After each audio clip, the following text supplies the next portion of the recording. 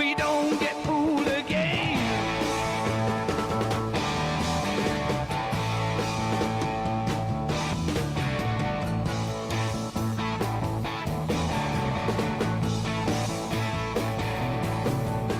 The change it had to come. We knew it all along.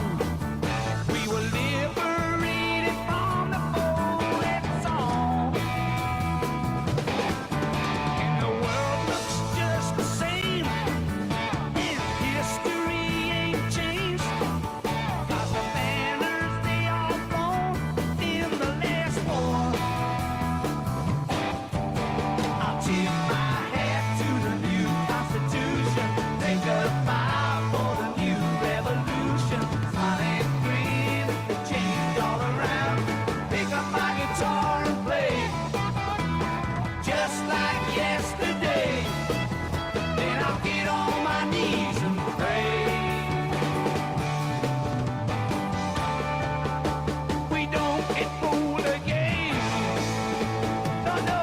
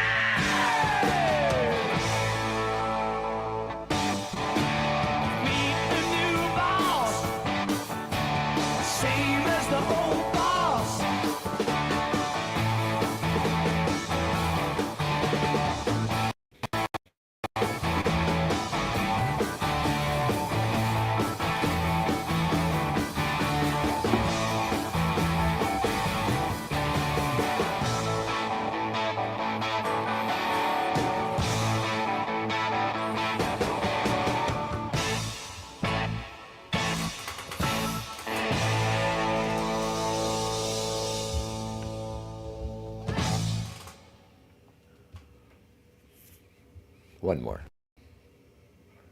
Were you trying to get crazy with this scene? Don't you know Don't you I'm know I'm loco? loco?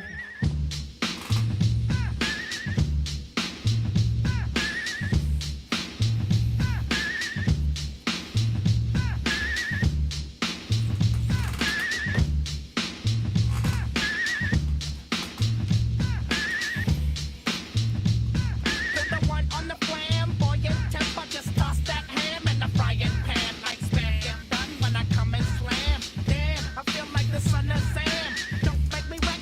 Hectic, next to the chain got me going like General Electric. And the lights are blinking. I'm thinking it's all over when I go out drinking. Oh, making my mind slow.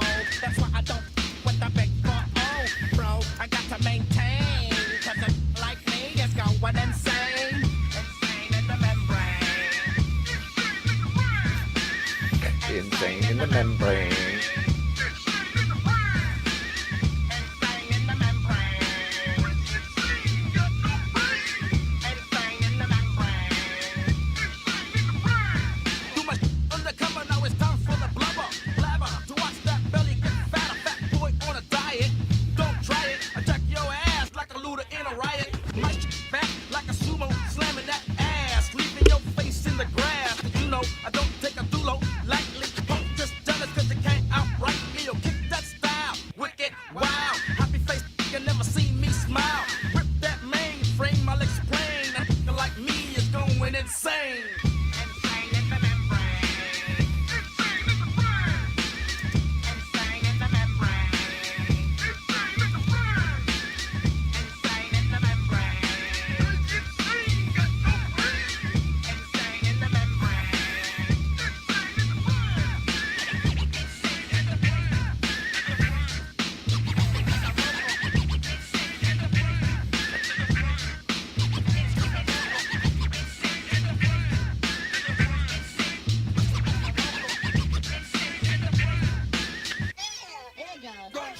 Like Louis Armstrong, play the trumpet, I'll hit that bong and break you all something soon. I got to get my props, cops come and try to snatch my crops. These pigs wanna blow my house down and underground to the next town. They get mad when they come to raid my pad and I'm out in the 9-2 Yes, I'm the pirate pilot of this ship. If I dip with the ultraviolet dream, hide from the red light beam. Now do you believe in the unseen?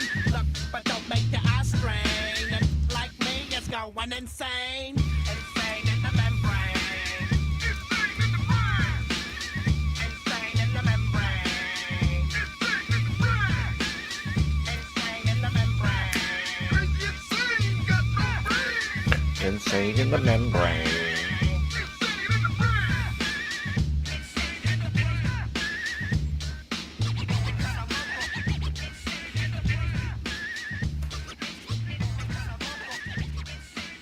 Yeah. I like when the cowboy comes on here. Don't you know I'm going crazy? It's gonna play? It's not gonna play that part. Okay. Well, Trying to get crazy with this scene. Don't you know? stop it. Thank you, Cypress Hill. Thank you. Good luck. Yeah, okay. I know. Sometimes we'll play a little rap. It's okay. I just had to find something about craziness to to honor Donald Trump's latest descent into crazy. And yeah, I don't want to talk too much about it because I'm going to get Jonathan in here in about 15 minutes. And then I want to go start fresh on what's happening. We reached out to Jonathan because I thought he wrote this book, Years of Great Silence, The Years of Great Silence, yeah, about the Soviets ethnically cleansing certain regions of their German settlements, that in prior to and during World War II. So he's a scholar with knowledge of ethnic cleansing. Maybe he has something to tell us about, Trump's plans. What are their chances for Trump's plans, which aren't going anywhere? We know they're not going anywhere. Maybe we'll play just Trump's crazy talk before we get Jonathan in here. It's like you've seen it. Good morning, Noctis.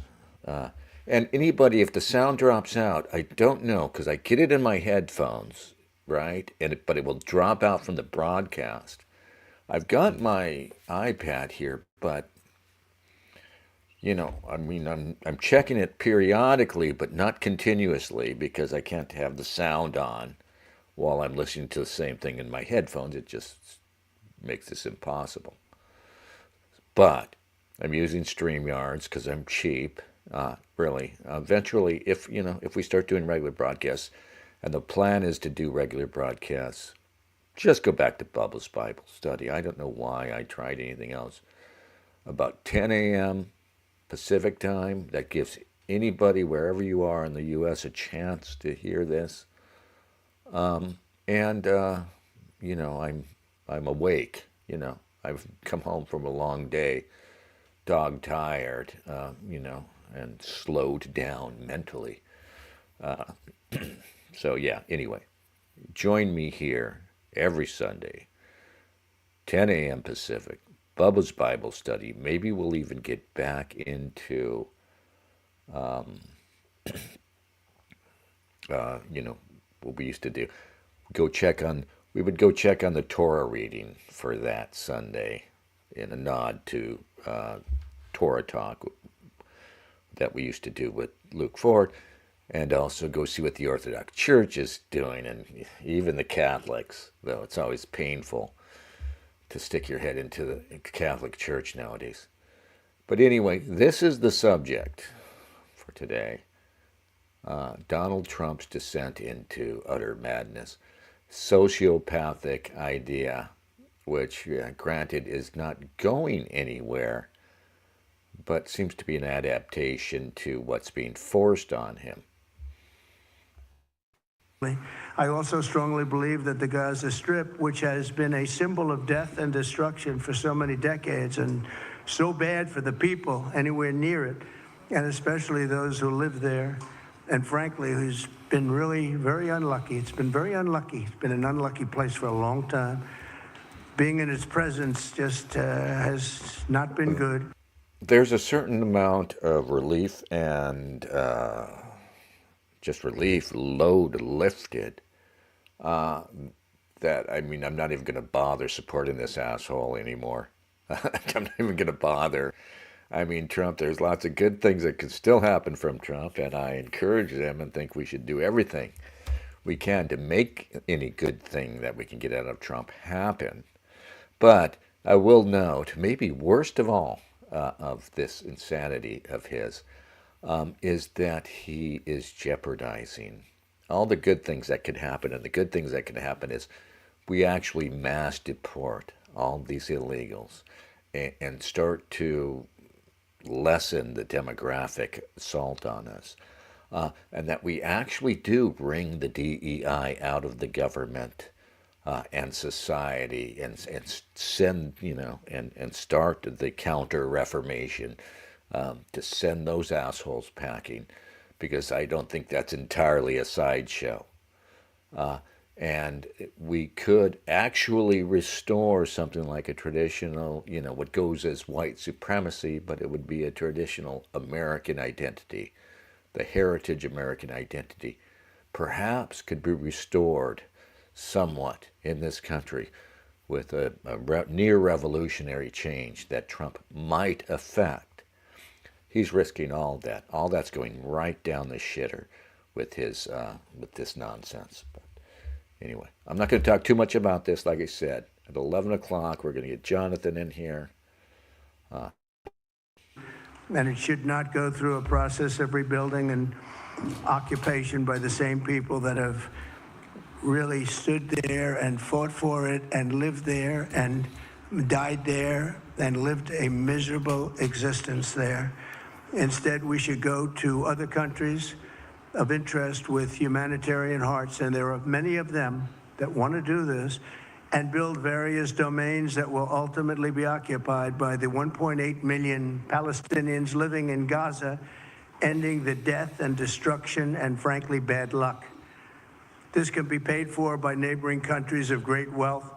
It could be 1, 2, 3, 4, 5, 7, 8, 12. It could be numerous sites, or it could be one large Jesus. site. But the people will be able to live in comfort and peace. And it's all barely thought out, right? It's just typical Trump, flying by the seat of my pants. You know, sometimes you can get away with this shit, and sometimes you can't.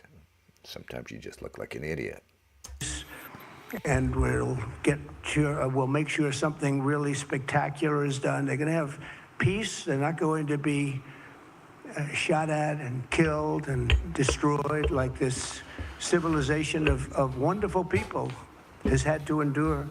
The only reason the Palestinians want to go back to Gaza is they have no alternative.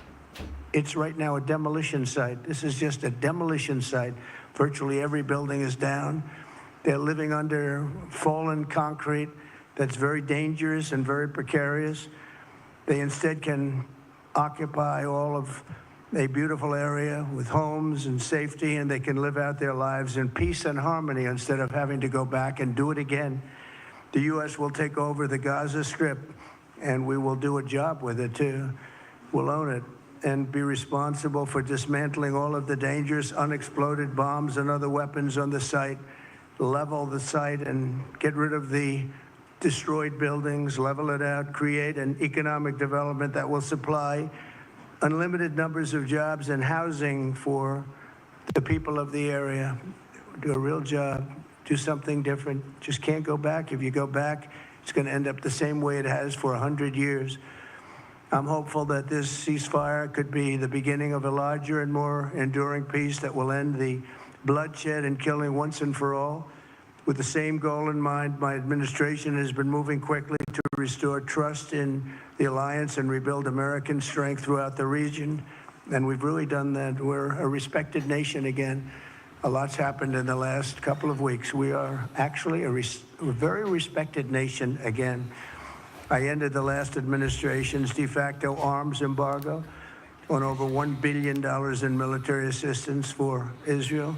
And I'm also pleased to announce that this afternoon, the United States withdrew from the anti-Semitic UN Human Rights Council and ended all of the support for the UN Relief and Works Agency, which funneled money to Hamas and which was very disloyal to humanity. Today, I also took action to restore a maximum pressure policy on the Iranian regime, and we will once again enforce the most aggressive possible sanctions, drive Iranian oil exports to zero, and diminish the regime's capacity to fund terror throughout the region and throughout the world. We had no threat when I left office. Iran was not able to sell oil. Nobody was buying oil because I said, don't buy it. If you buy it, you're not doing any business with the United States. And Hamas was not being funded. Hezbollah was not being funded. Nobody was being funded. There would never have been an October 7th. 2 weeks ago, I once again designated the Houthis as a terrorist organization. They're trying to destroy world shipping lanes, and that's not going to happen. And over the weekend, I ordered airstrikes against senior ISIS leaders hiding in the caves of Somalia and took them out. Here in America, we've begun the process of deporting foreign terrorists, jihadists, and Hamas sympathizers from our soil, just as we have people that are extremely evil, and we're sending them out of our country. They came from jails. They came from mental institutions and insane asylums, and they were dumped into our country. They're gang members. We're getting them out at numbers that nobody can actually believe. And every single country is taking those people back. They said they would never take them back, and they're all taking them back, and they're taking them. Yeah. I'm just not going to miss this. I mean, okay, like I said, I am relieved of any need to cope or apologize for this idiotic, meandering, half-ass fucking speaking style. You know. All right. Just going to play a song. I don't want to talk too much until Jonathan gets here. I told him 11, so I'm shooting the invite over at 11. Later, I'll cut all this first half hour out, and I'll just post this as me and Jonathan talking about this. Yeah, and we'll be right back.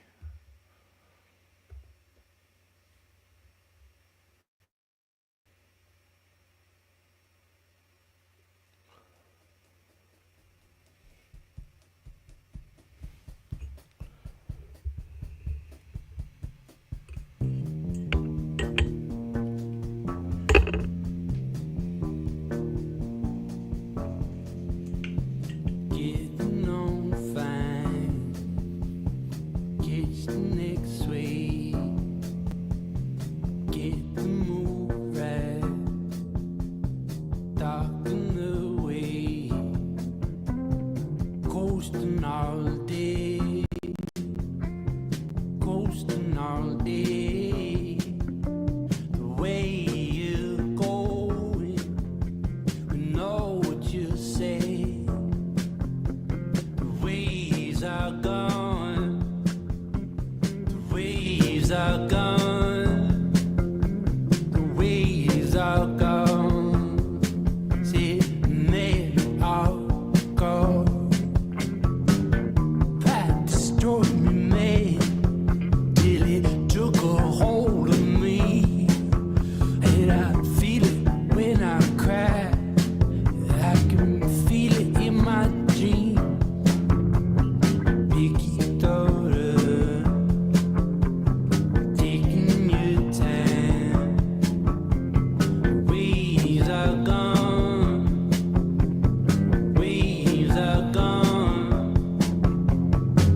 1963, we were up on North Beach, and you're copying all my tricks, man, but you don't do it like me.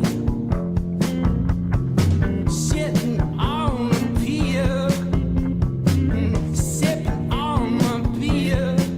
Well, kind of vision, and there he comes to me. Silver, golden wave, chills that keeping me clear. You ought to call my name, but don't mean a thing to me.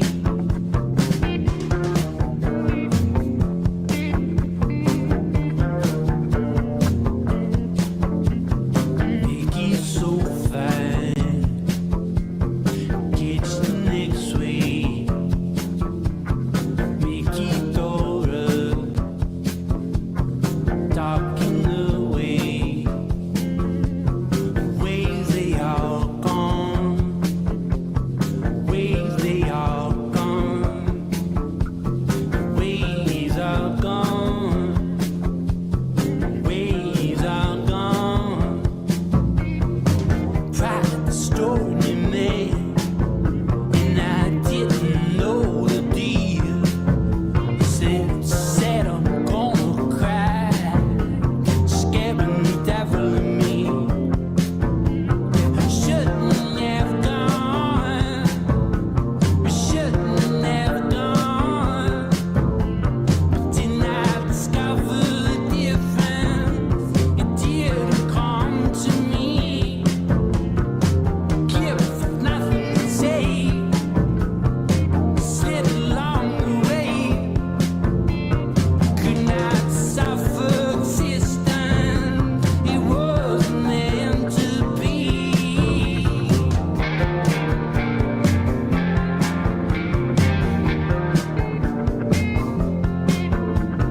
Getting on fire, falling on me, still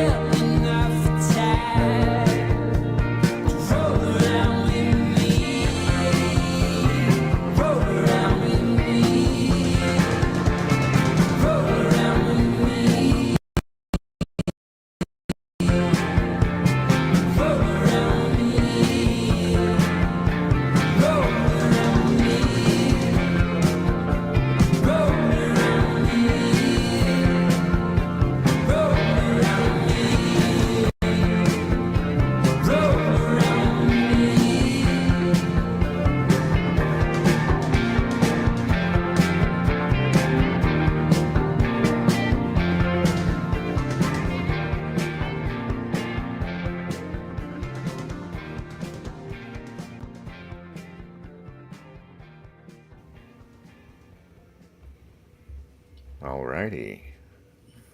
Welcome, Jonathan Pohl. All right, who's the guy on the right? I don't know. I think the band is called Amin Dunes. I don't think that's the guy's name, but he appears to be like sort of the main figure of this band that I've discovered recently called Amin Dunes. He has nothing to do with the broadcast today. I was just playing a song.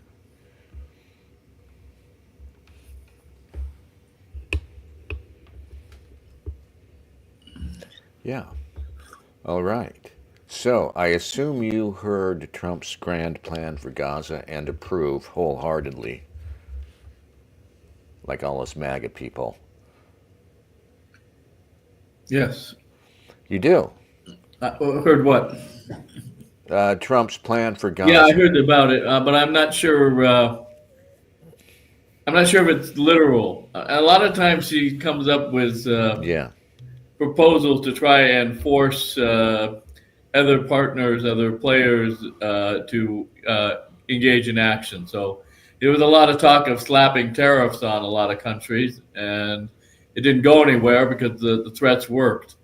So I think in Yeah. part this may be just deployed to get the Saudis and the Emirates and Qatar to foot the entire bill for rebuilding Gaza. So this is his first offer, which is so I don't know grandiose, extreme that he knows that it will be rejected, but what he really wants will then be accepted because it will look very moderate in comparison. Right. Well, it's a non-starter. I know that. But there have been, this go back just a year ago, February 2024. It was Kushner who publicly talked about his plans to develop Gaza, right, as beachfront property. And then it was a couple of months later, yeah, you see on the screen here, Netanyahu posted on his website his vision for Gaza, what they call Gaza 2035, which is to develop it along the lines of Kushner's ruminations, and integrate it into this grand plan that Saudi Arabia has to modernize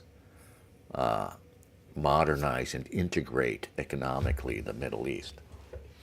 You know, Yeah, I mean, there are these small Gulf states, particularly Dubai in the United Arab Emirates, and to a lesser extent Qatar, where they invested money from the oil industry to make these kind of big, giant, uh, weird-looking Oz cities coming out of the desert with the big tourist industry developing for things like dune right? buggy racing and horse racing and yacht racing in the Emirates. I'm not sure it can be redone in Gaza for a variety of reasons. But I think that's kind of what they're holding out here, that Gaza will Yeah. become another Dubai. Well, yeah, and they're talking about, well, they would remove all the Palestinians. You said for reasons. The reasons are the Palestinians mainly, right? And, Trump is talking. This is the crazy part, that he's going to create enclaves throughout the region that will each sort of take their share of Palestinians, and presumably some of them will be allowed to come back. I guess work as waiters and stuff in the high-rise resorts that they build. But yeah, I mean what I find is revealed in this. We all knew this. Is that the Arab elites aren't really fond of the Palestinians. They're a lot like our elites, I think, in that they're not really fond of their common people and not really, they don't really share the same concerns. The Arab street, right? The Arab populations are all very sympathetic to the Palestinians and continue to be the main reason why Israel can't really normalize relations with these countries. But the elites, like Saudi Arabia, what's his name? It's a lot more complicated than that. My personal experience both in London with the large Palestinian diaspora and in the Middle East is that it's largely just kind of they call it a mom and apple pie issue is the way my PhD supervisor described it. So you would never in the Arab world, be pro-Zionist. That'd be like being a Nazi in a Jewish synagogue, right? Right. You can't do that. Just can't go But there. on the personal level, right, in places like Kuwait, which was notorious for it, uh, the other Arabs really don't have a lot of liking for the Palestinians. They tend to use them as exploit them as a labor force, even though many of them were educated as engineers and some doctors and other especially they weren't treated very well even by the Arab populations in the Gulf states where they were living. All right, but obviously for political reasons and cultural reasons, no Arab on the street is going to say that they support the Israelis and the Zionists against the Palestinians. Right. And I think at least the elites, have sort of a low opinion of Palestinians, right? It's- Yeah, not too high. I mean, again, we see after the first Gulf War against Iraq by the United States, because many of the Palestinians were pro Saddam Hussein, there was a mass expulsion of Palestinians from Kuwait. A lot of them later came back, but initially many of them were forced after Kuwait was reestablished as an independent state to leave to go elsewhere. After Saddam Hussein was overthrown, a lot of the Palestinians who had come to Iraq, particularly in Baghdad, were again ousted out of their houses by the local Arab population. So it hasn't been all kumbaya. And of course, the big example is Black September, where Palestinian militants attempted to overthrow the Jordanian government under King Hussein and were crushed. And the political leadership of the PLO had to leave Jordan and go to Lebanon until it was expelled from Lebanon after the Israeli invasion and evacuated to Tunisia. But certainly the events in the late 60s in Jordan, right, uh, led many Arab states to think that this kind of having independent Palestinian militias uh, was not very good for the stability of their own regimes. yeah, it's just trouble.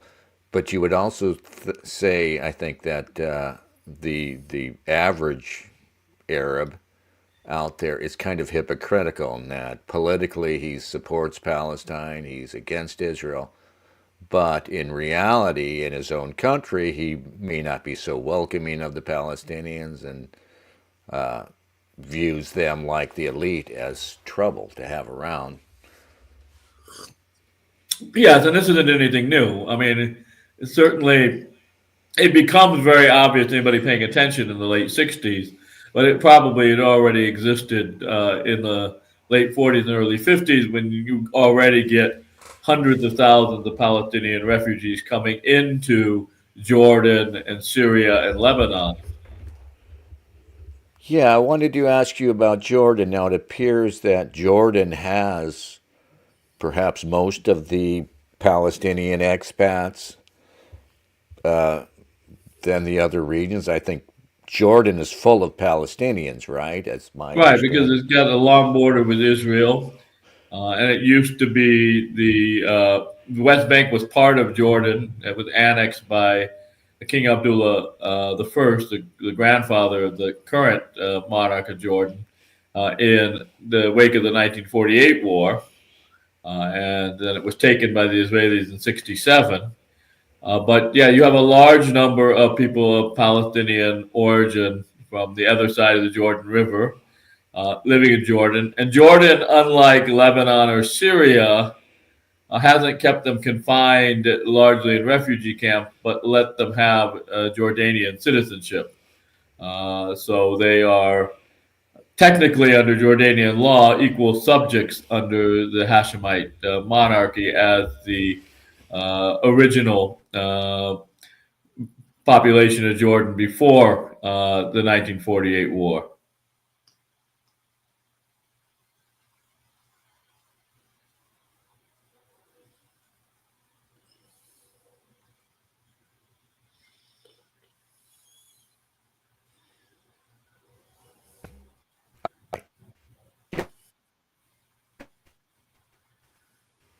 I'm having issues. Oh God, issues. Can you hear me okay, Jonathan? Yes. Oh, okay. Thanks. My headphones have gone dead. Yeah, so the Palestinians constitute their own ethnic group in Jordan. What percentage of the population do they constitute? Do you know? Oh, I don't know exactly, but my understanding is that currently a majority of the Jordanian population has some ancestry going across the river from before Right. 48. So that the people that were in the British mandate of Transjordan, when it was separated from Palestine during the League of Nations mandate era, are technically a numerical minority. But since the real power is not in the Jordanian parliament, it's in the monarchy, which is not open to people of Palestinian ancestry. It isn't as big an issue as it would be in a place like Lebanon, for instance, perhaps where the government is weak. All right, so in Lebanon, you almost in the Lebanese Civil War had the creation of basically a separate Palestinian enclave in Beirut and other parts of the country, which ended after the Israelis invaded.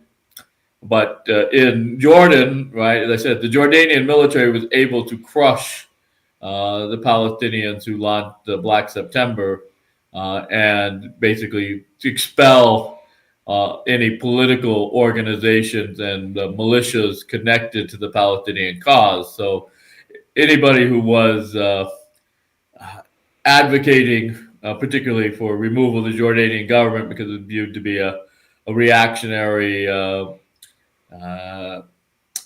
puppet of the Great Britain and the United States, those people were dealt with very harshly by the Hashemite monarchy. So I think most people I've met, Palestinian ancestors from Jordan, they're content with the status quo. Like they're allowed to do whatever they want as long as it's not political. So they end up doing things like playing piano and other things, but their life is much better than, for instance, people still in refugee camps in Right. Lebanon or people in the Gaza Strip where it's a nightmare, or the West Bank where essentially living under military occupation since 1967. I understand the West Bank wasn't so bad up until recently, though. For a while, certainly better than Gaza, of course. Yes, obviously. I mean, even under the best situations, Gaza is so small and so densely populated that leads to problems if you don't have the type of government that you, for instance, have in other in successful enclaves. So, Dubai, you have Sheikh Mohammed. In Singapore, you have Lee Kuan Yew. If you have a strong, benevolent leader, it can work pretty well.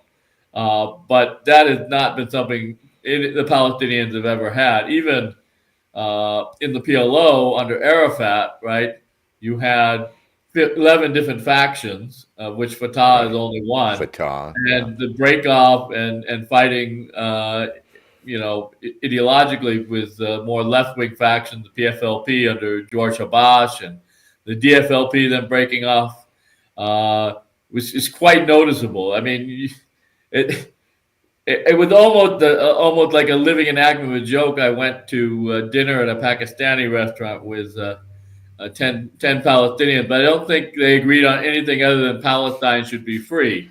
All right, but Right. after that, they had like no agreement amongst themselves. Is there coherent leadership among the Palestinians in the West Bank? There is, of course, Fatah, which has largely discredited itself through corruption since the Oslo Accords, and that is the faction that was headed by uh, Yasser Arafat, now headed by Mahmoud Abbas. Still there. There is, of course, underground because there's repressed Hamas elements still, and other elements. The problem, of course, is the reason Hamas was able to get popular support in the election to break Gaza away from Fatah was the corruption. Part of that is collaboration with the Israeli security forces, but part of it just the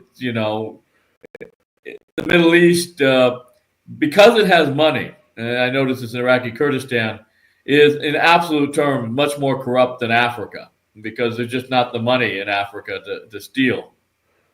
Wow. Yeah. So you think corruption is probably the biggest barrier to the West Bank and Gaza developing any kind of leadership? That's a big part of it, yes. And again, uh, where you've seen success in areas that kind of look like Gaza, but have some other advantages in terms of natural resources, Dubai and Qatar, you have the political element of a strong leader that is using his leadership to use the state to develop the country economically, whereas this is not what has been going on for reasons of the fact that they're under occupation.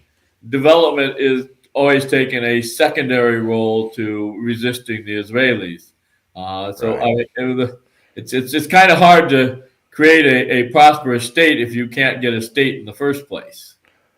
Well, they had Hamas in Gaza, which seemed to become the government, right? Did in fact become the government for them to the extent I they don't had. know. Yeah, I mean, Hamas is de facto in power, but obviously neither the Israelis or the Americans want Hamas in power. The Israelis obviously prefer Fatah, which is what they have in power in the West Bank. All right, but the people of the Gaza Strip expressed their opposition to rule by Fatah by supporting Hamas in the original breakaway because of the absolute corruption of Fatah. And so I don't know what will go there. I don't see putting Fatah in power in Gaza Strip being popular for the Gazans. If it gets forced on them as kind of a proxy leadership for the Israelis, it's going to it's not going to end resistance, including violent resistance. So they may have to find some sort of kind of I'm not sure compromise. Probably like some sort of third party that's actually Hamas Right. controlled. Yes, Hamas, I mean, reinvented so that Israel doesn't have to openly say, okay, we're accepting Hamas now. Even though, of course, they infamously set this up in the first place, right? We're told. Well, I mean, regardless of what Netanyahu says, I'm pretty sure that the Israeli military at this point realizes that its project to totally destroy Hamas in the Gaza Strip failed, that Hamas still exists as a political entity. Yeah. But aren't they really just about wanting to get rid of the population entire, really? Well, yeah, I mean,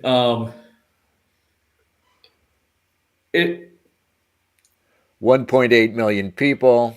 it's now down Yeah. to one. Yeah, it was at 2.2 million, so they've reduced it considerably. Wow. Uh, Yeah. but I don't think that makes the Gazans uh, any happier to be under the Israeli boot. I think that makes Yeah. them less happy about it. Yes. And I think Trump thinks he's cutting the Gordian knot here. We're just going to move them, and we're going to get all the Gulf states to take their portion of Palestinians, and then Well, presumably, sorry, yeah, I don't know exactly what his strategy is. It may be something that's doable, like having uh, a government that officially third party is really Hamas, like the initial negotiations between the PLO and the Israelis. All the Palestinians were quote independent, but they were really working for the PLO because there was no other organization to deal with. And then you have the reconstruction paid for by the Gulf Arabs. That might bring about a temporary uh, end of hostilities, open hostility, because it's going to take a while for the Gazans to recoup from the losses in terms of just humans lost and what. right. But I don't think it ends their desire to have a fully independent state. It just kicks it further down the road. Now, this is why the Israelis want to have a second Nakba and relocate the entire Palestinian Right. population of Gaza outside of the Middle East. They're talking about moving it to Ireland and Spain to punish those countries. That kind of Yeah. double whammy. But I don't see either Ireland or Spain agreeing to take them. Or moving them to the Negev, which is basically uninhabitable, I guess. But I can't see Israel allowing Gaza to be rebuilt from where it is, right, and the Palestinians to resume, to go back to where they were. I think there has been some talk that the Israelis are at the least Yeah, trying to but cut it in half and take over the north. Sorry. maybe I don't know. They're not going to ever get a long-term viable peace with all of the Arab states unless they do allow it to be rebuilt. So that will prevent the peace treaties with Saudi Arabia and the other Gulf states. I'm not sure about Syria with this new government, but even the government in Iraq, which was put there by the U.S. and is horribly corrupt, they're not going to sign a peace agreement ending the technical state of war between Iraq and Israel until there is some sort of uh, acceptable to the Right. Palestinians, agreement for giving them at least autonomy. Yeah, some plausible autonomy, and I mean, I still don't see how it's going to happen. Now, you mentioned there are still camps out there, right? There are still vast refugee camps in Lebanon where Palestinians live. Is this? Yes, still. And do you have an idea how many Palestinians live outside of Palestine versus outside of Gaza and the West Bank? Oh, there's a lot. So it's probably half the Palestinian population lives outside of the British Mandate of Palestine, which would be West Bank, Gaza Strip, and Israel. So you were talking maybe 4 million people scattered outside of the territory that was the British Mandate of Palestine. And how many of these do you think would want to come back?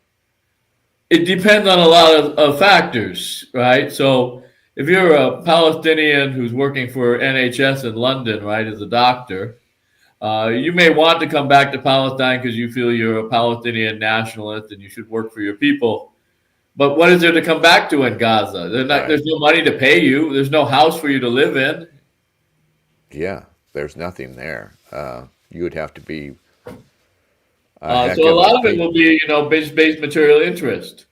And because there's a fairly large minority of Palestinians in the diaspora that have done well in the United States and Europe and other Arab countries, uh, it's doubtful that a lot of them will come back even when there's an independent Palestinian state. The people that will come back will be the hardcore nationalists that are willing to say, okay, you know what, I'm a rich lawyer in Jordan, but I'd rather be poor and live in my homeland. Yeah.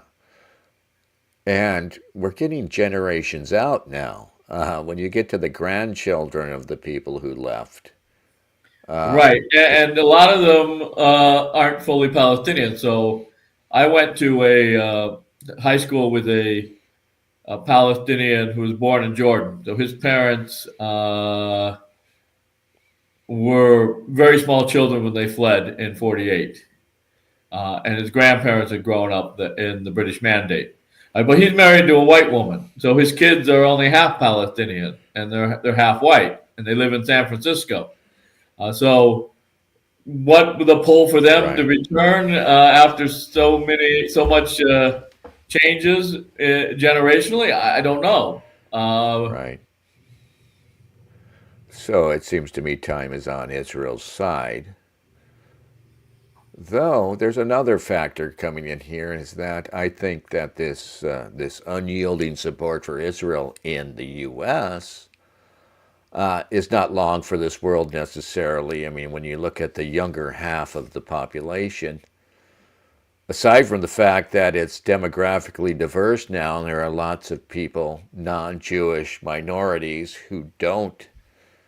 haven't been inculcated in this Israel worship, and then people like me, or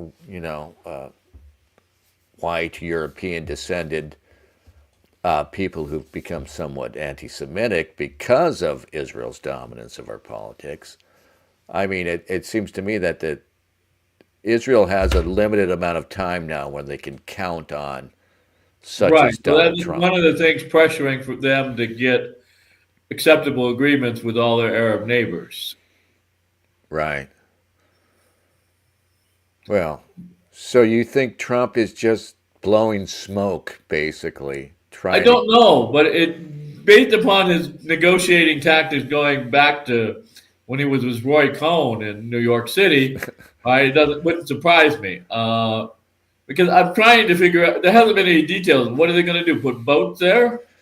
Right. And then load them on at gunpoint and then drop them into Ireland. What did we do when the Right. Irish military says they're not coming past the port? And if you try it, we'll attack your ships. Yeah, he's, typical Trump fashion. If somebody asks him, oh, they'll just do it because they just will. And he's talking about the Gulf states, and and he made it sound like there would be several domains. I think was the phrase he used. So we're gonna split him up. He's a deal maker, and he sure sees himself as the ultimate deal maker.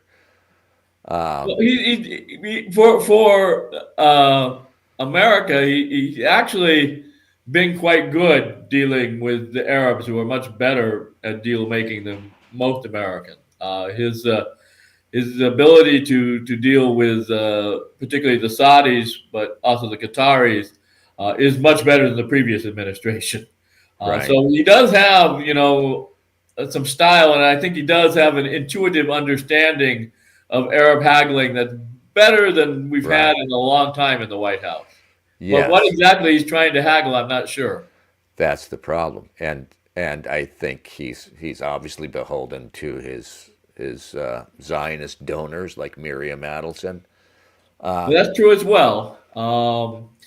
Again, we'll have to see exactly what, but he has to realize, what can realistically be done and what is not. And you already have, for the first time since probably the last APEC, not what am I thinking? OPEC oil embargo coming together of the various Arab states, the Saudis and the Jordanians and the Emiratis and the Qataris, saying that they're not going to accept another mass expulsion of Palestinians, and they're certainly not going to accept them into their countries as a new wave of refugees. Yes, and young people don't realize that OPEC was once a thing, a specter, right? That was viewed with grave concern here.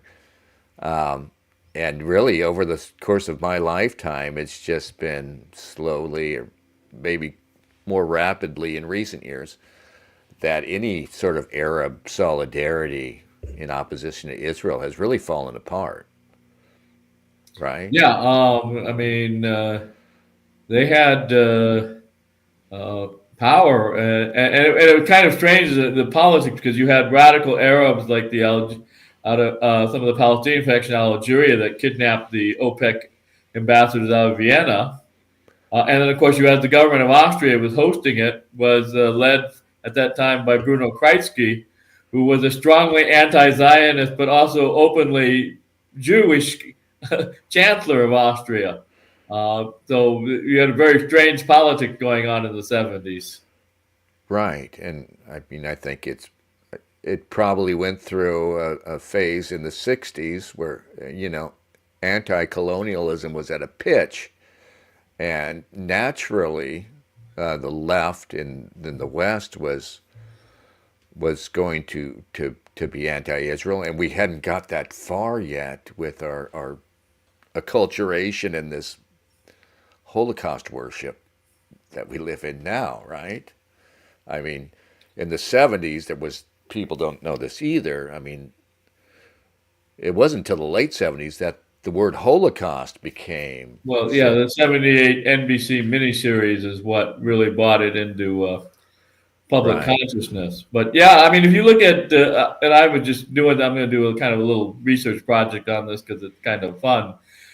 Books written about World War II, particularly before the mid 60s. So you have 1942, Jim Thompson writes Now on Earth about working in airplane factory for Boeing in San Diego, right? But it's all about class, There's nothing right, about Jews and the Holocaust, evil Nazis. It's all about the American capitalist system grinding down American workers to produce weapons to right. fight against the Japanese. And you look at, I have to go read it. I'm going to check it out. But Norman Mailer, who himself was a left-wing prominent Jew, Naked and the Dead, it actually does deal with anti-Semitism, but not in Germany, but in the U.S. Army during his Among the service as a soldiers, cook in the Philippines. right, But again, the main focus is, we got a bunch of poor Ellis Islanders, Italians, Irish, Jews, and we're right. sent to fight the Japanese in the Philippines, and this is not to our benefit. Yes, I think I read that book, and yeah, And then in 61, you have probably the most notable criticism of the U.S. in World War II, Catch 22 by Joseph Heller, right? Where everything goes wrong. But there's nothing in the book talking about evil yeah, fascist Germans. It's all like the U.S. military is just one big fuck up.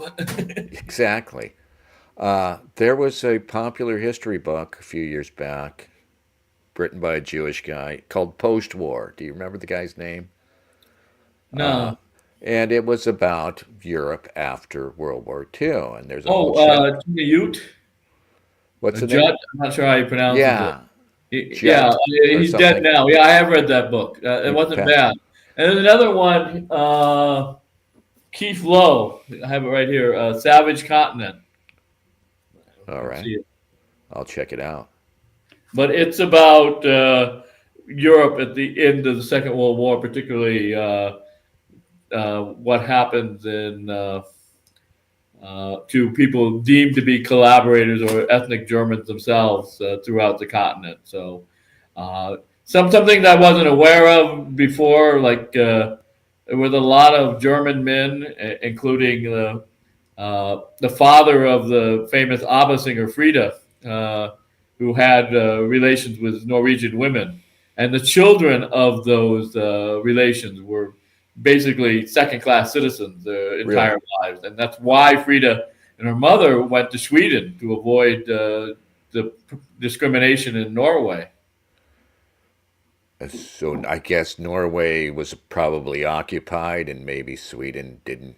Yeah, right. But Frida's mother was a German Right, NCO, equivalent of a sergeant. So I mean, not like a big deal, but just the fact that he was a German, like this all became right. onto the children of these relations. And like it's kind of a weird racism because genetically, Norwegians and Germans are almost identical. Right. It's like Denmark or Yeah. Holland. Yeah, I was going to say about Tony Judd's book. He has a chapter on the Holocaust, and immediately after the war, it was not discussed at all, really. And there was, I think he even says at some point, Holocaust survivors were viewed with something like embarrassment for a time. They weren't, sacralized like they eventually would be. They were viewed kind of as dumb suckers who didn't get out. But Right. Well, because they were viewed as weak by a lot of the Zionists. They who said, "Well, why didn't you like come earlier to Palestine and start fighting against the British?" yeah, well, I was also thinking about Trump's craziness recently. To me, watching him act through all of this, I sense there's a great deal of passive aggression underneath. Somebody said it. It's mentioned in the comments here. I have a picture up. The thumbnail for this is him pushing in BB's chair. You've seen that, right? He pulls out the chair for BB like a waiter and pushes it back in. And somebody said, no, no, no, no, that's Trump. He's sort of insulting BB, treating him like a female. And I think there's probably something to that. But what I see is that Trump is powerless. He has to do this. He secretly hates BB, resents him still for the election of 2020 and everything else. And I don't know if you watched the press conference, but it was BB. If I was him, I would have been squirming there. Trump is going on and on about what BB's done to Gaza.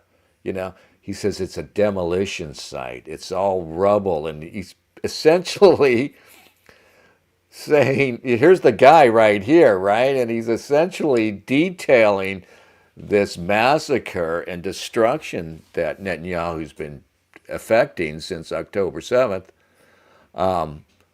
But, and people are taking from that, copesters out there are taking from that, oh, this is Trump playing some game, or you know what I mean? But what I think I see is just Trump's ego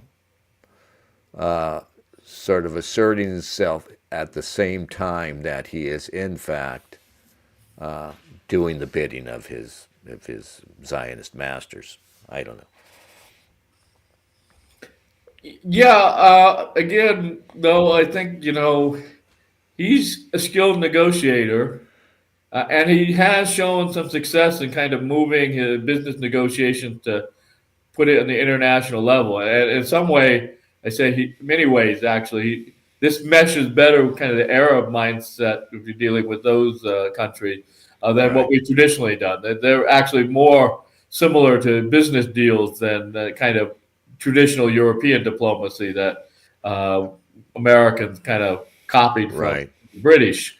So in this sense, I guess it's an opportunity there. I'm not sure what's going to really happen. Uh, the main reason is because I don't see any practical way for them to actually evict 1.8 million or Right. 1.7 million Palestinians because there's no place to put them. It's one of these situations like Rwanda where the ethnic cleansing can become a genocide because there's no place to put the people. The geography confines them, which is one of the reasons why you had such high fatalities among civilians in the war this last year. There's no place to flee. Right.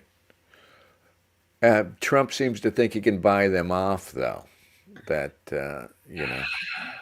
if that was the case, they could have bought these people off long ago, I think. Well, the Biden administration had no interest in that, so we had to wait for that. But maybe, yeah, during his first term, but it wasn't as crucial because it wasn't the total annihilation of every building standing in the Gaza Strip. Right. So I take it you're not like me. I saw this and I just thought, oh, I give up on Trump. I just give up on this guy. You don't seem to view it with as much concern. I don't know. Don't care. You I know, would like to see us just disengage from the process, but that's not possible. ideally, the one thing my 12 years living overseas, particularly the last 3 in the Middle East, taught me is that isolationism is basically the best policy, because when you see the tar baby, you putting your hand in it and then putting your other hand in it, and then who knows what else you're putting in it is not going to Right. help you at all. You've Yeah, met Palestinians abroad. obviously, I saw Francis Fukuyama speak in Suleimania, Iraq, in the Kurdish region, and he was like, if we just bring democracy to Iraq, the Arabs and the Kurds are all hold hands in kumbaya. And I'm thinking this man is delusional. There's not that Yeah. many drugs on the planet that would make me think that. So how is that received by the people there, right? The Iraqis and Kuwaitis and others who I hear don't this. know. There are some Middle Easterners here where I live, some Persians and some Syrians. I suppose I could ask them when I run into them again. But I actually don't know, because my work environment is mostly Cubans and Mexicans and a few Anglos. I'm thinking about when you were over there. Oh yeah. Well, they got their own problems. But yeah, it is split. So the Kurds are heavily split by political and tribal lines, and of course the Arabs in Iraq have their own interest, which generally don't extend to Arabs in other places because they've got their own problem. But obviously they have issues with the Kurds due to the Assyrians. I don't see there being any type of kumbaya. Right. One of the reasons why there's still conflict in Iraq is the U.S. insistence that Kurdistan not become fully independent from the Iraqi portion, the Arab portion. If they did, I think they'd be much better neighbors than they are roommates. Right. Yeah, this is interesting. So things have changed drastically for the Kurds, have they not, with Syria's fall? Yeah. Have you been following that? Are they? Well, I have no idea what the new government in Syria is doing. I, its origins seem kind of what's the word? Suspicious to me. Right. Where the new government is coming from. This Jolani is his name, I think. Yes, he's still there. Right. Well, I mean, Assad, for all his faults, we knew exactly where he was coming from. The history of the Ba'athist Party and his father's rule over Syria were, by Middle Eastern standards, very transparent. There was nothing being hidden as to what was going on there. Whereas I'm not real sure who's in control of Syria now. Apparently, yeah, kind of us to some extent, perhaps. We Yeah, plucked but this that's guy. like Iraq. To some extent, means that we created a mess, and there's Right. some people that we can have do our bidding, but it doesn't necessarily mean any of our interests are really being served. Well, people are saying that Turkey is the big winner, right? And that Turkey has the biggest hand. Well, this is true. The Turks have had a policy under Aragon of strongly projecting power into the south of their border, into Iraq and Syria. When I lived in Iraqi Kurdistan, it was almost daily that the military from Turkish Republic would engage in bombing raids or some other military activity against members of the PKK, which is the Kurdish communist insurgency in southeastern Turkey. Öcalan, who was in prison in Turkey, was the leader of it for a long time before all his friends, particularly old man Assad in Syria, sold him out. And the problem, the confusion in Syria for me is that a big part of it was the Kurds involved in overthrowing Assad and the Well, yeah, Turks side by side. The Kurds in Rojava, which is means west in Kurdish, obviously managed to during the conflict achieve some degree of independence, not as much as they did in Bashur, which means south, and that's the Iraqi portion, Right. but certainly more than they have in either Iran, Rojava east, or Bakur, Turkey in the north. And so, I mean, ultimately, there's no leadership for it because it's all divided. But among kind of Kurdish intellectual nationalists, the idea would be to unify all four parts of Kurdistan into a single Kurdish state. So which makes it very difficult because you've got four different countries, most of them like Turkey and Iran, considerably more powerful, that you have to contend with. All hostile to the idea, probably. Yeah. But I mean, the big problem, of course, is the Kurds themselves are not politically unified. So I always said that. Well, my big discovery in Kurdistan after 1 week was the Kurds have many enemies, and their worst one is themselves. Yeah. So there are different sort of ethnic subdivisions within that group that we call the Kurds, right? Right. Well, I mean, this is the same thing with the Palestinians, right? The only thing the Palestinians agree on is that Palestine should be free. These groups, what unifies them, in so much as there's any unity, is their opposition to other people denying them political independence. But they don't have much more unity other than that. They don't have kind of a positive vision for creating a unified independent states.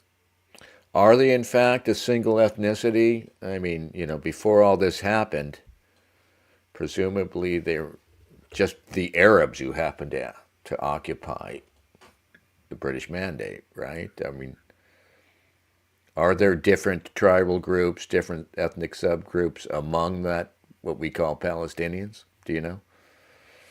Where in Kurdistan? No, in the Palestinian diaspora in the West Bank Oh, and yeah. Well, Gaza. Palestinians are pretty culturally homogenous in speaking Arabic. Right. And it's a single dialect of Arabic that's close to the Lebanese version. I think the big difference is the word for lemon.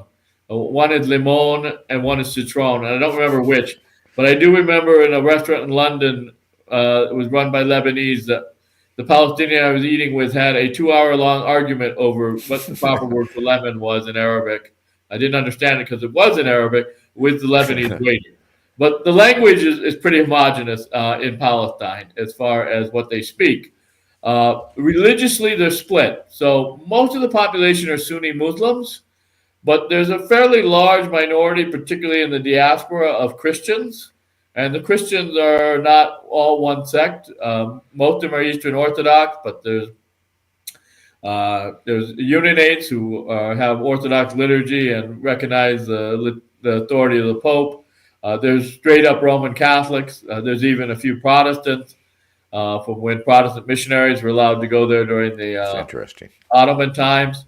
So that split exists, but it wasn't really a problem until the rise of Islamist parties. When you had the secular parties like Fatah, Arafat's wife was a Christian.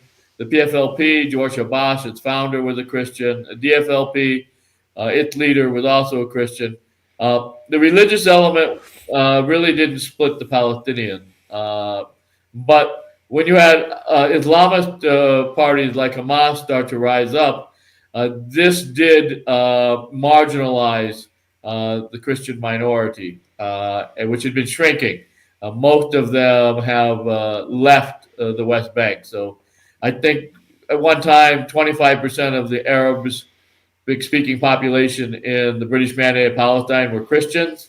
And I think if you put the West Bank, Gaza Strip, and Israel together today, Arabic speaking population is less than 10%. And in certain areas. So uh, Nazareth, which is actually in Israel, is a largely Christian area. There's a large number of Christians in Ramallah, but the Gaza Strip, I think, has less than 1,000 Christians now. Is there hostility there within between those There, groups? there has been since the rise, I said, of Islam as a political organizing tool. They were uh, overrepresented, just like they were in the Iraqi government of Saddam Hussein in the uh, secular PLO, particularly PFLP and PDLF, in part because a lot of them were more educated, having gone to the West, or even just Habash got a medical degree from American University in Lebanon, Beirut, but it was American University of Beirut was founded by Protestants, Christians coming from the United States. They have a long standing connection with Princeton University. So that's been greatly reduced. They were, even though they were 25% of the population, a higher percentage and a higher kind of echelon of the Palestinian organization. The PFLP and DFLP, the top leaders were Christians. And this has largely to do, you say, with the Christian connection to the West and access to Western education and whatnot. I didn't hear what you said. I'm also wondering how do the Palestinians do as a group? How do they do abroad? How wealthy are they? How well educated are they?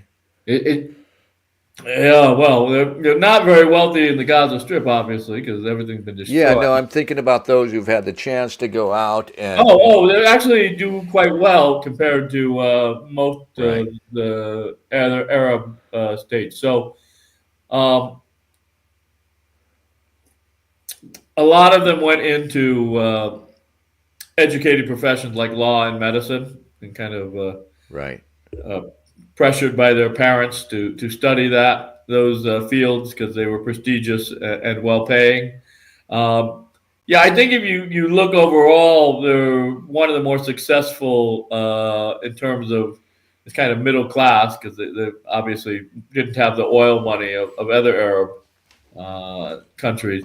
So places where you see a lot of Palestinians, in like San Francisco or Chicago or London, you do see a disproportionate number of educated professionals compared to, say, immigrants from Algeria or Morocco or Tunisia and other Arab countries. I know that one thing that happened after October 7th, it seemed to me that there was a sort of deliberate effort out here to exploit the kind of inherent racism of us on the far right and get us to start thinking of the Palestinians as these, incorrigible third worlders, akin to, say, Moroccans, who I know are big trouble in Europe.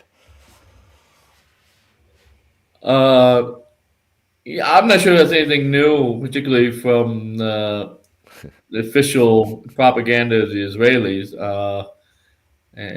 I mean, obviously, even the Christian Arabs from Palestine and Lebanon, they are not Europeans. So, as I said, they are been immersed, even during the best and most peaceful times, in a culture that is different in many ways in which it thinks. I mean, it's closer to European ways of thinking than the Chinese, but it's still not. Uh, it's not part of the Western world. Right? So, while the Christians obviously are closer to Europeans in this kind of Weltanschauung, and then the Muslims, you're not talking about Christians from Germany or France or Right. Italy. You're talking about Christians from a predominantly Islamic world that has been ruled in ways, both officially and unofficially, that are very different from what has prevailed in Europe. So obviously, When they try and take in large numbers of these people into places that are homogeneously European, like Denmark, there are problems that arise. But I mean, if you weren't an idiot brainwashed in this idea that there's no such thing as cultural differences, you would realize this would be a problem before it Right. started. I was going to ask, the Christian Arabs, are they closer culturally to Muslim Arabs or to Christian Europeans? Obviously, Muslim Arabs, right? Yeah, well, I mean, they speak the same language and they have kind of the same way of life. They're closer in theologically because most of them are Eastern Orthodox to Greeks and Romanians and Russians than they are people in Western Europe, right? So most of them are Eastern Orthodox in their religious faith. If you're talking about a Palestinian Christian minority in particular, so the comparison would be closer to some place like Greece or Russia than to the Germany or the Right. Netherlands. They probably are more conservative, certainly, and similar, like marital traditions and whatnot. Well, I mean, you have some weird things, and so a lot of Arabs, including the Palestinians, and this spread to some other Middle Easterners like the Kurds, they practice first cousin marriage, which is generally frowned upon in Western society, although a lot of places like California, it is technically legal. It just there's a social taboo against it. Uh, but so you have things like that to a Westerner are kind of strange. Honor killings, maybe not strange, but certainly not acceptable in the West. These things kind of predominate the whole kind of region, uh, and Include particularly the Arabic speaking parts of it. and consanguineous marriage also means that uh, it's it's very hard to develop something like a liberal democracy when the ties are that close, where people are married that close. First cousins can marry, so it's hard for those people have broader familial bonds that actually get in the way of developing this sort of a Western idea of citizenship. Right. You know what I Well, mean? well, the Arabs under the great historian Ibn Khaldun came up with the idea of Abbasiyah. But basically, it is me and my brother against my cousin, me and my brother and my cousin against my neighbor, me and my brother and Right. my cousin against my neighbor against the guy on the next block. Right. So Concentric circles. they have a well understood hierarchy of friend Right. enemy distinction, as Schmidt would say. Uh, right. Yeah. So the closer you are, the more loyalty you're going to get. And the way they kind of get around for this, as far as do you have any uh, ability to influence the highest government, is a term called wasta. And wasta is literally like your influence. So you got to find somebody who like knows somebody who can talk to the vizier, Right. right? But the problem, of course, is most of the population of these countries don't have any wasta, so whatever they want gets ignored. Wasta. I'm gonna have to look that up. Now, Ibn Khaldun traveled broadly, didn't he? Or is he? I'm thinking of somebody else. Whom? Did Ibn Khaldun travel to Europe, for instance? I don't think so. No, I'm thinking of somebody else. There's a statue of him in Moscow in front of the Library for Foreign Literature. There was an Arabic, Muslim historian. I Says he was born in Tunis and died in Cairo, in North Africa. Interesting. Considered by many scholars to be forerunner of historiography, sociology, economics, and demography. And most famously, Abbasiyya was his idea, Yes. right? Yeah, So interesting. I don't think it says here he was popularized by Giambastico Vico in the 18th century in Europe. Who's that? Now, Vico is good. I had to read him in college. Historian? Vico is an Italian historian. Okay. I will look that up. Yeah. But it says here Ibn Khaldun became influential with a lot of the Italian scholars. Also, they mention also Machiavelli here, and then later Hume in Oh. Scotland, Hegel, Marx, Comte. So they've been reading him for a while there. Yeah, well, he was in the Middle Ages from 1332 to 1406. So he was one of the first people to come up with like the idea that you couldn't just make stuff up; that you had to have a source. Interesting. Yeah, but yeah, he came up with a lot of ideas that were written. They may have been earlier, but we didn't have surviving written documents. So what he wrote down in the Arabic, some of the earliest kind of articulations of it. So people like Vico, who were literally creating historiography, that is the history of history in Italy in the 18th century, they cited him a lot, Khaldun. Interesting. Oh, is there anything else on your mind today?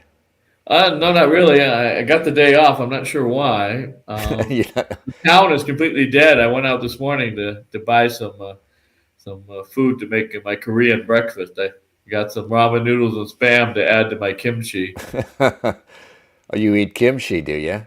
They've got this great brand made by some German guys in Cleveland. They had a sauerkraut factory for years and decided they could do anything from it. Similar, yeah. So it's called Cleveland Kitchen, and they have a spicy kimchi, the best kimchi I've had. Wow. That's not that in Korea. So I had better stuff in Seoul, but for the U.S., this is the best stuff I've found.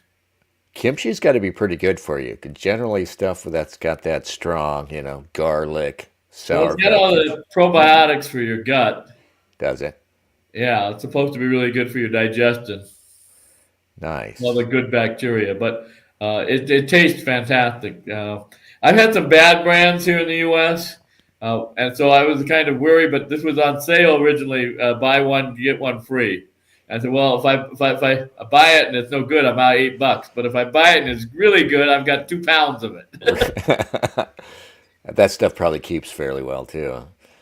Yeah. Yeah, but then I figured, come on, it's made by Germans. It can't be bad. Yeah. Don't Yeah. out-snob in making kimchi. That's got to be like a brilliant marketing move. I love it. Yeah. You're in New Mexico. Yeah, I'm in the Permian Basin down near the border of Texas and Chihuahua. Not far from Mexico then, huh? About 60 miles from north of Juarez. Nice. So if you go straight south, from where I'm at, you'll hit El Paso, and then right across El Paso is right across the river is Juarez. Ever make it down there? I have not, and everybody I know in Mexico says don't stop in Juarez, keep going south to reach Chihuahua. Or you might just want to keep going to reach Mexico City. Cartels. Juarez is doesn't have a good reputation anywhere. I think I've read that somewhere that it's one of the more dangerous border towns out there. Yeah. So, as I said, everybody I know who's actually from Mexico tells me don't go to Juarez. Go to Chihuahua City or Mexico City, down further south. But Juarez is particularly dangerous. Interesting. How do you like New Mexico? I like the weather, except when it's cold and it fluctuates. We went from 23 degrees to 83 degrees this last week. Desert environment then. Yeah. But I kind of got exiled here because I took a job as a middle school teacher, and they got me a nice apartment that's quite cheap. But I haven't been able to find, a job that would let me leave the area. So I'm kind of, Kind of stuck for them. New Mexico is the Kazakhstan of the U.S. It's where they send all the political dissidents. I'm Well, basically in what is Karaganda for America. you're probably are you surrounded by eccentrics and other sorts? But Are you surrounded by eccentric types? there are some here, yeah. You have to actually find them. So there's a couple places they hang out. There's a place called Milton's, which is a brew pub where a number of them occasionally are around. So they have that's one place. There's also a coffee shop called Blue House where some of them hang out. And I see them in the grocery store where I work occasionally. I guess you have to kind of to look for them. But there's a few, maybe half a dozen. I thought you said you were teaching. Are you teaching? Are you teaching or are you working at the grocery? No, I'm working at the grocery store. Teaching did not work out. Oh. I worked as a middle school teacher trying to teach New Mexico state history for 7 months. And then the second time I almost had a heart attack in the classroom. They asked me to resign with a rather generous severance package. And my union, National Educators Association, told me to take the deal before it disappeared. Because of your heart condition. Well, no, I mean, I'm not, my heart condition isn't that bad. I'm pretty well. No, the stress of having to deal with the parents and Oh, really? they threaten your life if you. A lot of these guys are former prisoners, the Mexican Right. mafia, Aryan Brotherhood guys. So if you try and discipline their kids, they threaten your life. Then they track Wow. you down on the street and stalk you. Wow. Yeah, that's one of the images of New Mexico, right? I think Breaking Bad is set in New Mexico. I don't know if you've seen the show. Anyway, I'm not teaching anybody under 18 ever again. Really? Wow. That's too bad. It wasn't worth it. My health and my contentness, my mental well being Peace is of mind. 1,000%. But I had to take a 50% pay cut. Wow. Yeah. Well, I'm sorry to hear that, the little brats. And these are middle schoolers that are that much trouble. Oh well. Yeah, you didn't want to teach them anyway. It would have been fine if they just sat down and been quiet and listened, Right. like my students in Africa did. Yeah. In Ghana, right? You taught in Yeah, I Ghana was in for- Ghana for 6 years. So I taught European and world history, particularly history of the Cold War. So, it was interesting to see their perspective. So, I remember when teaching history of the Cold War, one of the students asked me, "Well, why should people in Africa care if there's a nuclear war between the U.S. and the Soviet Union?" And I told him because the big radiation cloud will come down from the north to the south and Right. kill you too. Yeah. Maybe shouldn't have let them know. Yeah, let them live blissfully unaware. Yeah. So, but they were very well behaved, and I had a lot of really good students. Particularly at the graduate level, I sent 3 to do PhDs in the U.S. So that was fairly successful as far as being able to assist I guess the best and the brightest that Ghana had, because we were the flagship university. So even to apply, you had to be in the top 10% for, they call it a WASCA test, but it's basically an IQ test after you graduate high school. Right. So they filtered it out. But the really great thing is there was no way for them to play the race card. There's no affirmative Right. action. All my students were black. So the student come in and say, say you gave me a bad grade because I'm black. No, I gave you a bad grade because you gave me a bad paper. This kid's black Right. and I gave him a good grade. Yeah, no, that's awesome. I would love to see what that's like.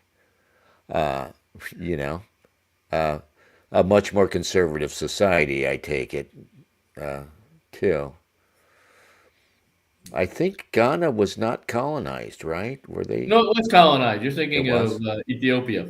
Oh, yeah. Ghana was colonized by the British when they bought out the coastal enclaves from the Danish. And so it was like three parts. They don't take the north till fairly late, but after they conquer the Asante and Kumasi.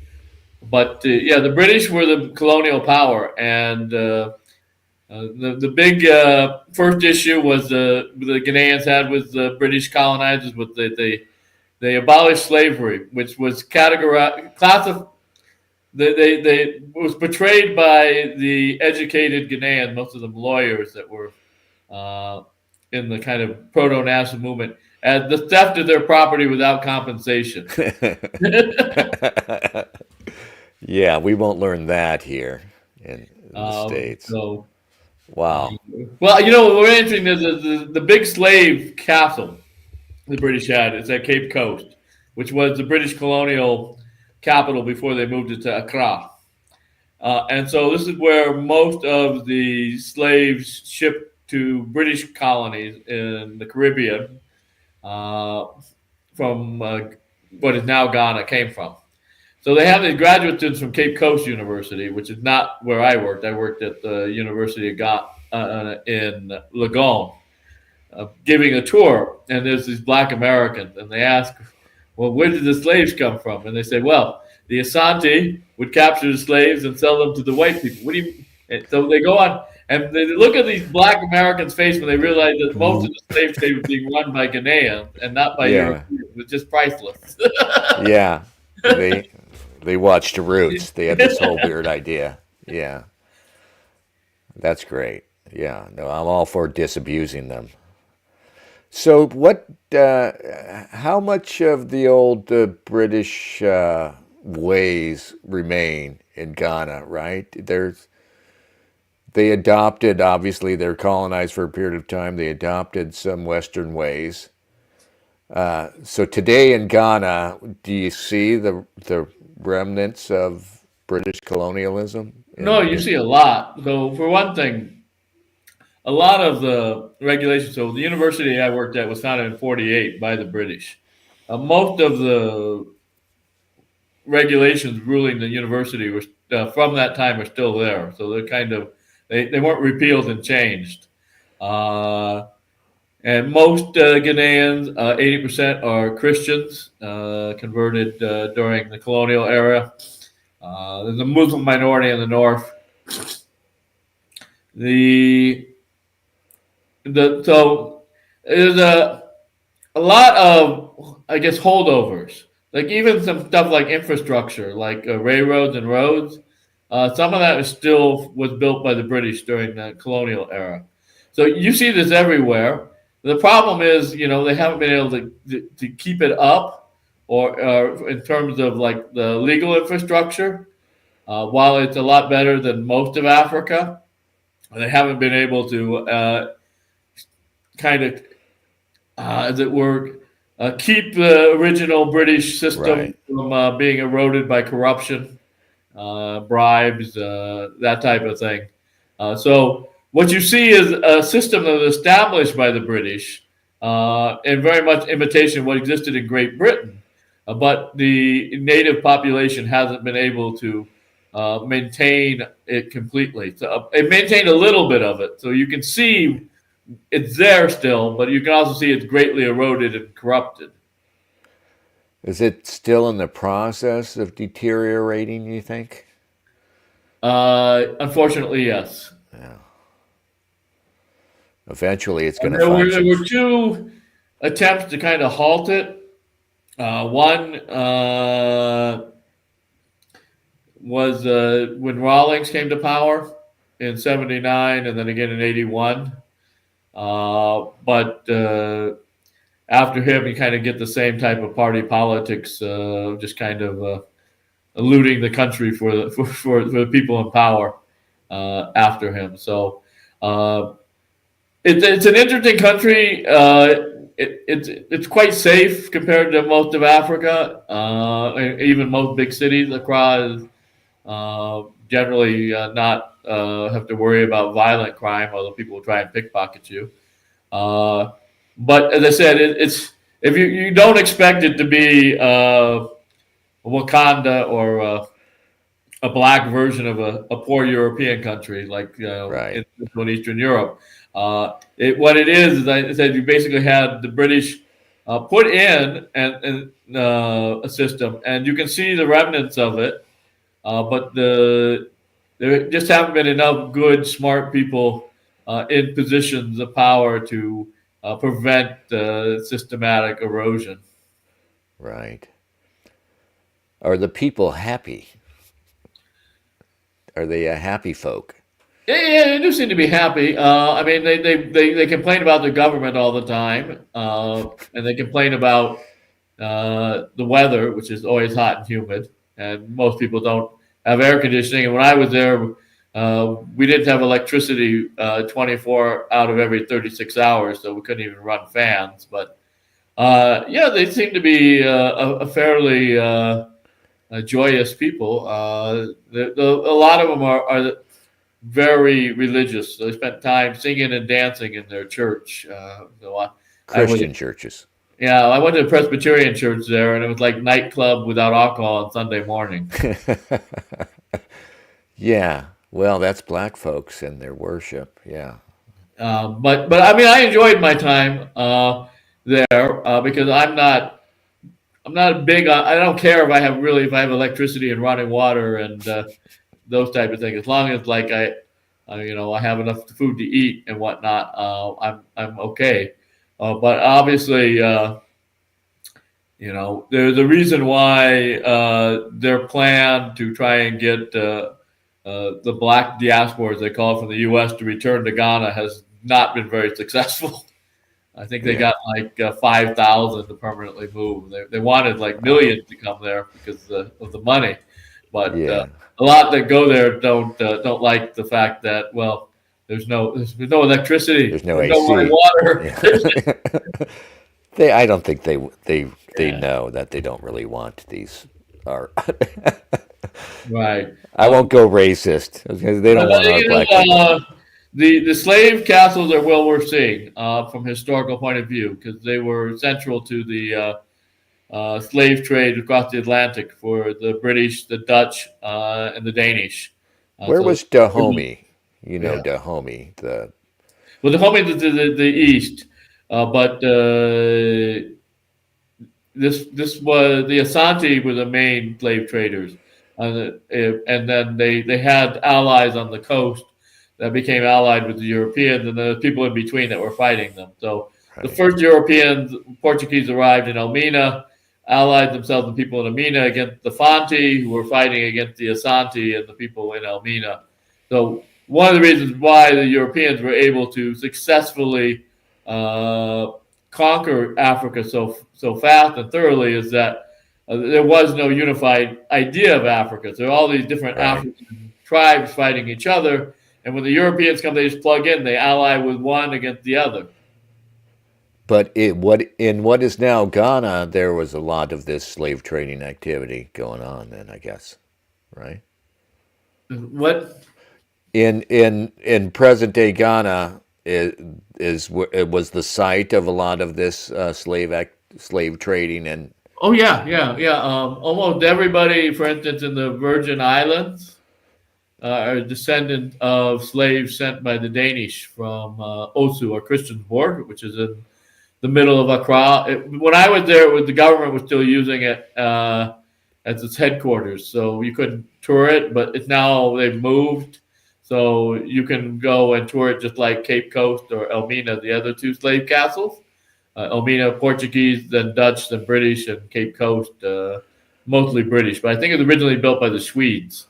Uh, but yeah, so they had a large number of slaves going to the Virgin Islands, but the Danes, the various Dutch colonies, like what is now Suriname, and islands in the Caribbean, Aruba, and of course the British colonies of Barbados, Jamaica, areas that had imported large numbers of African slaves for labor for sugarcane, mostly, I guess. Uh, the Portuguese were the earliest, and I guess, most of their slaves went to Brazil. We also had sugarcane, but also gold and later coffee. But yes, that area, most of the slave forts and castles that the Europeans built in Africa did not survive into the 20th century. They got eroded during the 19th century, weren't kept up. But the ones in Ghana survived pretty well. And then it wasn't too long ago, in the 1980s, they got a lot of money from UNESCO and brought in Western experts to make them look like they would have during the height of the slave trade in the 18th century. Right. Right, so they were built back to good condition, and it's a major source of tourist income for Ghana, for people to come and see the slave castles. As I said, that's a lot of Black You've Americans seen them. to see them. They have a kind of little ceremony where they sent people off to go across the Atlantic. They call it the Door of No Return. And you visited these sites? What? You visited these sites yourself? I've been to Elmina twice and Cape Coast Castle twice. I've only seen Christiansborg, the Danish one, from the outside, because when I was there, it was not open to the public. It was a government building. It is now open. If you were to go now on a tourist visa, you could pay to go and tour Christiansborg Castle and see where the Danish kept their slaves right before loading them onto sent to the Virgin Islands. Worth a visit, you say? They went to the Virgin Islands. The Danes. No, is it worth a visit for a tourist like me to check it out? Yeah. You just go up. They'll charge you more because you're not Ghanaian. But yeah, I don't know what it is. I think it's like $25, and then they'll assign you to graduate students that actually know the history to take you around and tell you what each room is. It's worth doing at least once. It's because, unlike the way slavery is taught in history in the United States, they actually are pretty honest about how it worked in Ghana. Right. There's no attempt to hide the role of African slave traders at all. It's right out there in the open. They just tell you the facts. What is the attitude of the Ghanaians to us and to the outside world? They actually like Americans. We're pretty. Americans are probably one of the more favored foreigners, in part because we never colonized any parts of Africa, including Ghana. So that puts us above the British and the French and the Portuguese. In part because there's been a lot of Americans who've gone there, but they've gone there to spend money to stimulate the Ghanaian economy. We haven't ever had a military base there, which can cause problems, like when I was in Kyrgyzstan. A lot of presidents have gone there. The first president went there before he was the president. Vice President Richard Nixon went there the day Ghana got independent on 6th of March 1957 as part of the U.S. delegation under Eisenhower. But Obama went there, and they've got a bunch of stuff named after him. Not places I'd go. The Obama hotels don't look that great. Oh, perfect. Yeah. But yes, a lot of U.S. presidents go there. The thing about Ghana and Americans, for almost every university, that's where they do their African exchange, because one, everybody in Ghana speaks English, and two, it is the safest country in Black Africa. You are very, very unlikely to be a victim of violent crime. whereas in a lot of places, say Nairobi or Kinshasa, uh, that's not the case. Interesting. All right, then. I think I have to shut down. All right. Well, thanks for having me on. Yeah, you've got an open door here. I'm going to start doing these every Sunday morning, I think. All right. So anytime you want to come over, talk about whatever's on the table, yeah, you have an open invite. Well, And thank you for all the, I mean, it's amazing how much you know about the Middle East. I wish I had learned the Middle Eastern language better. My Kurdish was never very good, and my Arabic was always worse. Yeah, at least you've got that. And I hope you're teaching again eventually. I I don't don't know know if what your that'll ever plans. happen, but Yeah, no, I mean, you helped train the Ghanaian elite. Is it Ghanaian? However you say it. well, I did train the people who run the airport, the customs police. The number one and two guys are students of mine. No, I mean, in all seriousness, to have a positive impact on a country like that is a wonderful thing. Well, yeah, it made getting in and out easy. I just call the top Nice. guy who was my former student. But yeah, if you were interested in just going to Africa, Ghana is considered the gateway of Africa. It's a good place to start because they speak English. You're unlikely to be killed, although do keep hold of your wallet or purse when you're in the market. And despite all of its problems, you're not. It's not going to be a horrible experience like if you were to go to Congo or some other Right. places on the continent.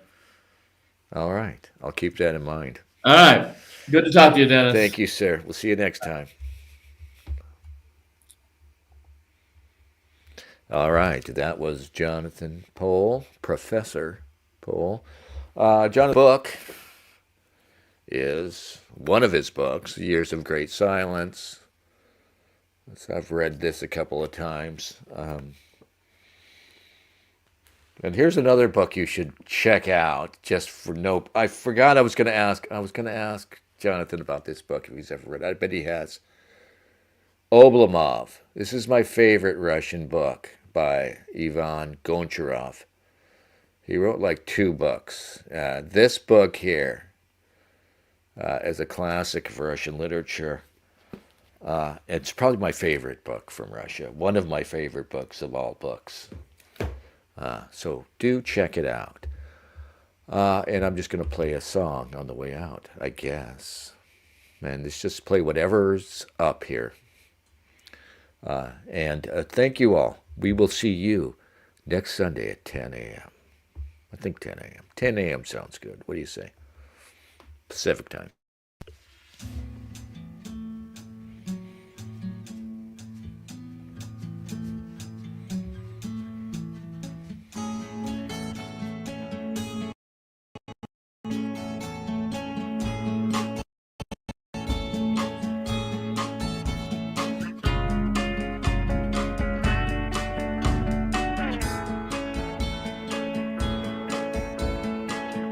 Camping next to water.